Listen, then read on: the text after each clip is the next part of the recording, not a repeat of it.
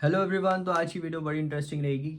मैं डिप्लोमा की पहले भी वीडियो बना चुका हूँ और 30K प्लस 40, 50, 60, इवन 70 तक मैं आपको ज़रूर चाहूँगा कि आप डिप्लोमा ऑप्शन कंसीडर करें अगर आपको क्लिनिकल में इंटरेस्ट है। अगर आपने बिल्कुल छोड़ दिया है क्लिनिकल का इंटरेस्ट तो आप एक नॉन क्लिनिकल साइड जा सकते हैं। तो एक दिमाग में ज़रूर आता है कि पासिंग रेट कितना होगा यार, कि मैं डिप्लोमा उठा तो रहा हूँ, क्या मैं आगे जाके पास होऊंगा? क्या 2 साल का डिप्लोमा कहीं 3 साल का तो नहीं बन जाएगा? तो मैं आपको डिप्लोमा के ऑप्शंस बताऊंगा। सबसे पहले हम 2023 की, ये मेरे पास कोई लिस्ट भेजी है किसी ने, तो एनेस्थीसिया में आप देखोगे 2023 का जो पासिंग रेट था ओवरऑल, एनेस्थीसिया की बहुत सीट्स हैं right, even in DNB, even in MDMS. मैं आपको बोलता हूँ कि क्या वैकेंसीज में भी एनेस्थीसिया ऐसी ब्रांच है जिसमें अगर आपने की है ना तो आपका स्कोप ही स्कोप है। ऐसा कुछ नहीं है कि एनेस्थीसिया वाला घर पे बैठेगा। ठीक है, तो 84.65 पासिंग रेट है, बहुत ज़्यादा पासिंग रेट है। अच्छा, और फैमिली मेडिसिन में आपको कह रहा हूँ कि अभी बेशक आपको लगता है कि गवर्नमेंट अपॉर्चुनिटीज़ नहीं है, लेकिन आप जैसे चाहते हैं कि मैं क्लिनिकल सेटअप करूँ, आने वाले टाइम में जितने भी एमडी मेडिसिन होंगे मैक्सिमम वो एसएस करने जाएंगे। ठीक है, क्योंकि एसएस की सीट्स ऐसे भी खाली रहती है, तो बच्चों को बुलाया जाता है एमडी मेडिसिन वालों को कि आप सुपर स्पेशलाइजेशन करिए। और नॉर्मल जो प्रैक्टिशनर रहेंगे वो फैमिली फिजिशियन ही रहेंगे विद फेलोशिप्स। तो फैमिली मेडिसिन का आने वाले 5-10 साल में इंडिया में बहुत स्कोप है, मिडल ईस्ट और इवन फॉरेन में तो अभी बहुत ज़्यादा स्कोप चल ही रहा है। तो 92.91% पासिंग रेट है फैमिली मेडिसिन का, जो आप कंसीडर कर सकते हैं, जो मैं भी शायद कंसीडर करूँगा इसको, क्योंकि प्राइवेट लैब्स या प्राइवेट क्लिनिक सेटअप करने के लिए बहुत अच्छा ऑप्शन होता है, बहुत ज़्यादा कॉन्फिडेंस बिल्डअप होता है अगर आप एक गवर्नमेंट जहाँ पे अच्छा पेशेंट लोड है वहाँ से करते हो।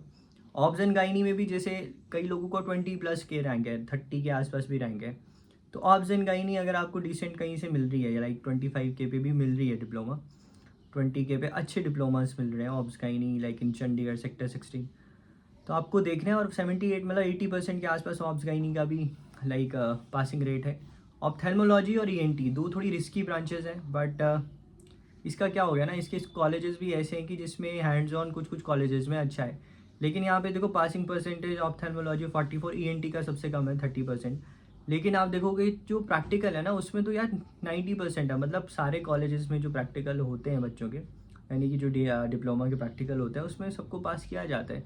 The major concern is theory, और थ्योरी में क्यों नहीं पास हो रहे हैं, या मार्किंग स्कीम की प्रॉब्लम है या बच्चों ने शायद उस हिसाब से नहीं पढ़ा है, तो ये प्रॉब्लम है। बाकी पीड्स में 57% है, रेडियो में 74% है, टीबी चेस्ट में 72% है।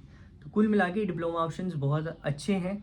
ईएनटी और ऑप्था थोड़ा रिस्की है, तो आप उसमें थोड़े बेटर कॉलेजेस चूज़ कर सकते हो क्योंकि पासिंग रेट कम है। बट मुझे ऐसा लगता है कि विद टाइम ये पासिंग रेट बढ़ जाएगा, और प्रैक्टिकल में तो ठीक ही है दोनों का, but theory is major concern. तो मतलब आपको थ्योरी भी साथ साथ अच्छे से करनी पड़ेगी, तो ताकि आप डिप्लोमा पास कर पाएँ। और उसके बाद जैसे देखो, आप देखोगे पीडीसीईटी की भी सीट्स जो हैं वो एनेस्थीसिया की बहुत ज़्यादा है।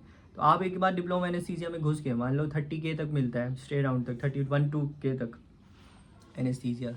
ठीक है, लाइक लास्ट ईयर 32K पे किसी को यहाँ पे कॉर्पोरेट में अमृतसर में IVY जो लिवासा था वो मिला था। तो उसके बाद मान लो किसी का 40K रैंक है, 50K रैंक है, तो अगर वो डिप्लोमा उठाता है तो उसके बाद वो PDCET दे के इवन डीएम के ऑप्शंस भी खुल जाते हैं। उसके बाद क्रिटिकल केयर करना है, कार्डियक एनेस्थीसिया करना है, तो एनेस्थीसिया बहुत अच्छी ब्रांच है जिसमें आप ट्राई कर सकते हो। 50K 60K भी है, 60K तक भी जा सकता है इस साल, क्योंकि ऐसे कह रहे हैं कि 2023-24 के बीच की कट ऑफ